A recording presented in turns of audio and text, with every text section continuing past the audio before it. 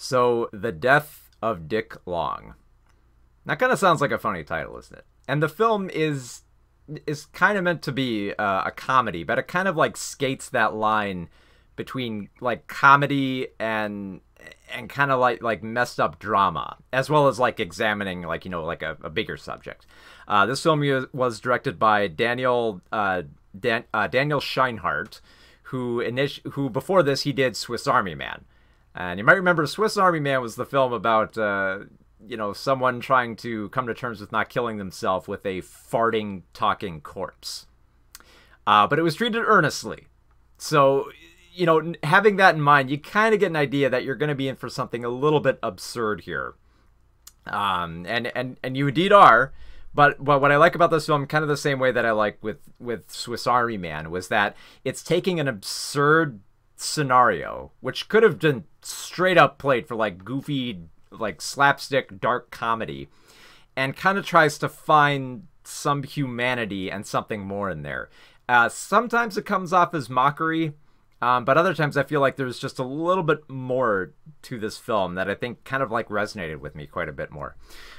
So the premise of the film is that buddies Zeke and Earl have dumped off their buddy Richard, or Dick Long, in front of a hospital.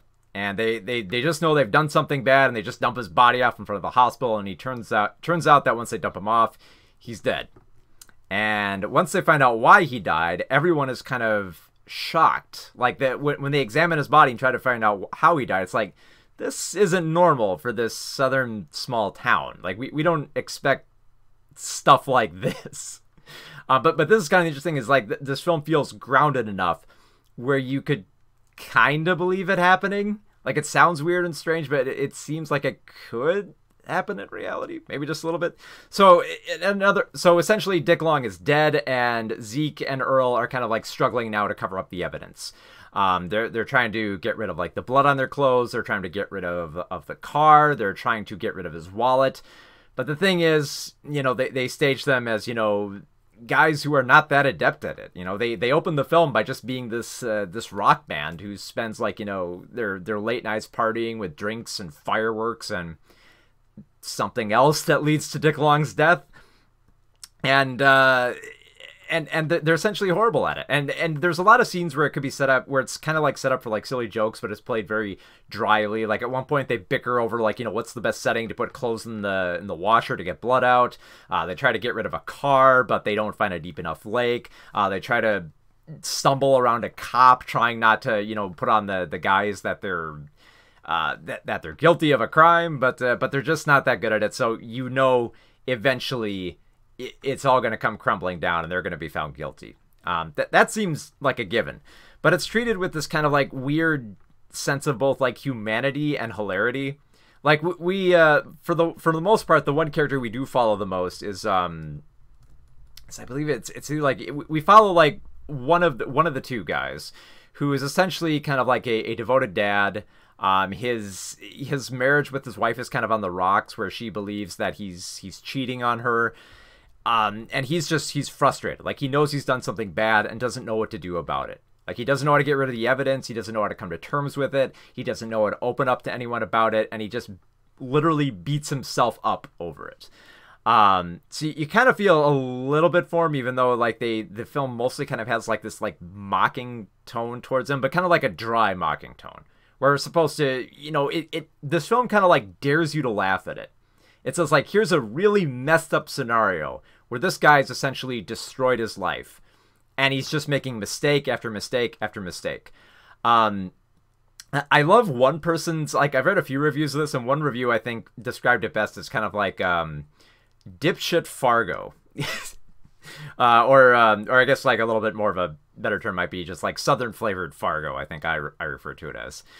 Which it kind of is. Like, Fargo is it's a messed up scenario, and it's dark, and it involves like murder and like a crime and people making mistakes, and it's quirky, but at the same time, it's trying to find like some humanity and some personality in there.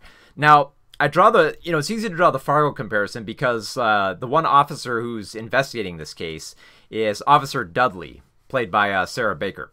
And she's very much akin to Fargo. She's kind of like the wholesome heart and soul of this film. Like, you know, she has a good life at home. She proceeds cautiously in a case. She never, like, you know, jumps to conclusions, or she's never mean. She never pushes too hard when she's trying to find questioning. She just tries to go about her job as best as she can. And she kind of becomes more or less kind of like an audience surrogate, because she seems to be the one reacting the most, but trying to restrain her reactions. Like, she's kind of like more like the gawker here. She's kind of like, this is strange. Like, I'm still going to do my job, and I'm still going to be devoted to this, but it is pretty strange when you think about it. I especially love her interactions with the Sheriff Spencer, who's kind of like this like weary sheriff played by Janelle Cochran. And I love how she's kind of like, she's more aged, she's not as mobile, she's kind of like this gruff woman who like drinks on the job and stuff like that. And I love how, like, you know, she has this kind of like she almost kind of has like a nature where like she's experienced this before. In fact, they even make a joke at one point where she says, like, you know, this is the second time this case has happened. And Dudley's like, wait, what really? That's happened before? And she's like, no, I'm joking. And it's like, it's a joke, but we get so grounded within this type of world that we almost kind of do believe that it might happen again. This film was really tricky. I feel like it does touch on like some topics about, you know, how you know, like I feel like it kind of addresses, like, you know, like kind of like concealing a secret, maybe not coming to terms with yourself as a man, and it's mostly because of the way that these guys kind of beat themselves up over it, and how they feel like they're inadequate, and how they're kind of like ashamed of what's happened, that they have to conceal the secret. There's some bigger focus there, but like I said, there's a huge twist in this film about how Dick Long died that I'm not going to reveal here. And here's the thing. I get the feeling like this film's kind of like Soylent Green, okay? If you've never seen Soylent Green before, you know, everyone will just shout the twist at you.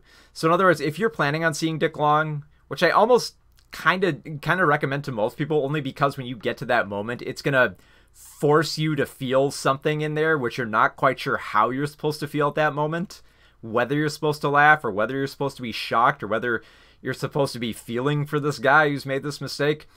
But it's a moment that's so bizarre that I'm glad that I came into this film cold. So if you happen to go see this film and you know people who have seen it, do not tell them you're going to go see it.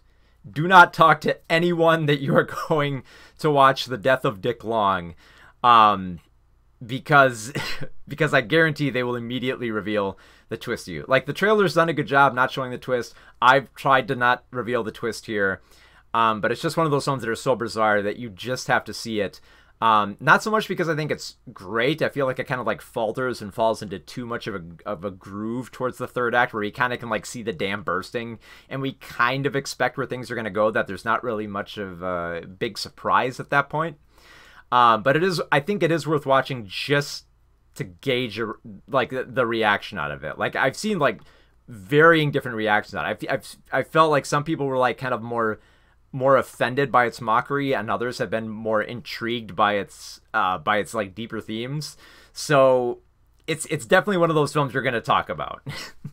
So be sure to see it before, you know, you get into like a big discussion of it. So for The Death of Dick Long, 3.5 out of 5 stars.